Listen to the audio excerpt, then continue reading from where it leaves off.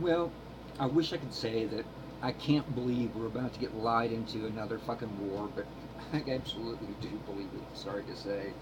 It, as long as, we keep allowing ourselves to get lied into war, well, war makes a lot of money for a lot of people, so they'll continue to lie us into war. If you'll type, use the Google search engine, Cronkite Gulf of Tonkin PBS, you'll come to a web page where you can listen to LBJ and McNamara planning the deception of the Gulf of Tonkin incident, which never happened, to a T. And that got, what, 56,000 Americans killed over a fucking lie. I mean, shit, if you don't believe that America and the British, special ops will, commit terrorist actions when oil interests, corporate oil interests are threatened, well, then you obviously have never heard of Operation Ajax, which is almost completely declassified now, and you can look it up. The only thing that isn't declassified is neither the British or the Americans admit to bombing the movie theater.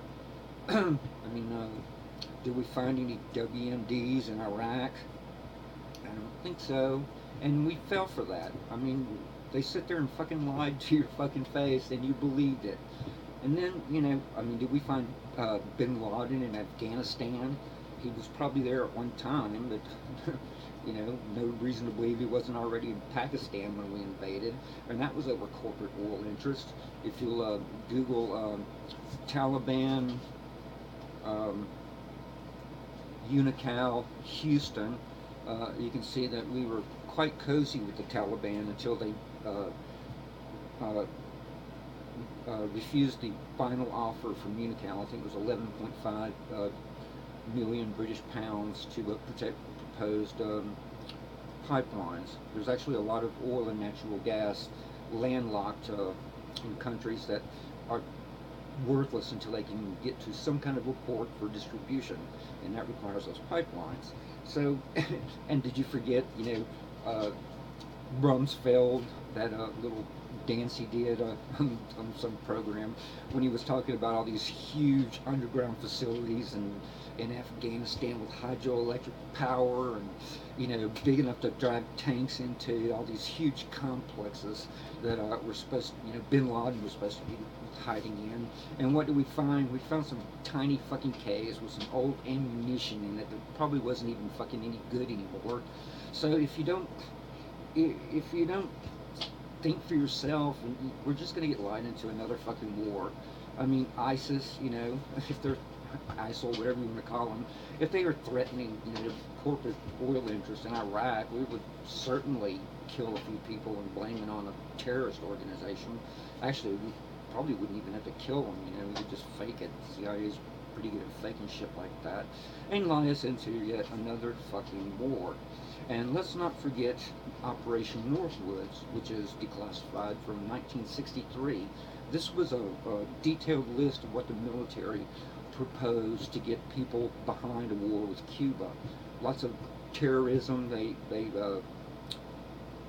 talked about blowing up one of our own ships in the harbor to blame it on them.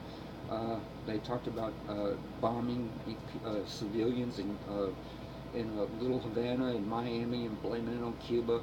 All the military was willing to do all that just to get you behind another stupid fucking war.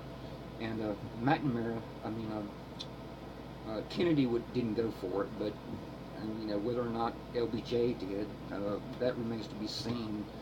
Because the USS Liberty incident is not fully declassified yet.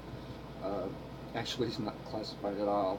But it appears then is unmarked Israeli jets uh, fired on the USS Liberty, and LBJ, uh, one of the admirals, dispatched some planes from an aircraft carrier to help, and LBJ personally called him back and said, "I want that goddamn ship at the bottom of the sea." Because if we could have blamed that on Egypt, then we would have gotten suckered into another useless fucking war called the 1967 Israeli War. So, fuck, man. I mean, are you people just fucking stupid?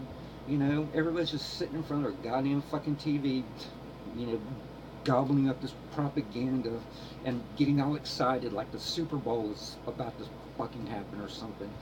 Jesus H. Christ, people. I wish I could say I thought people were smarter than that, but you keep proving to me that you're not.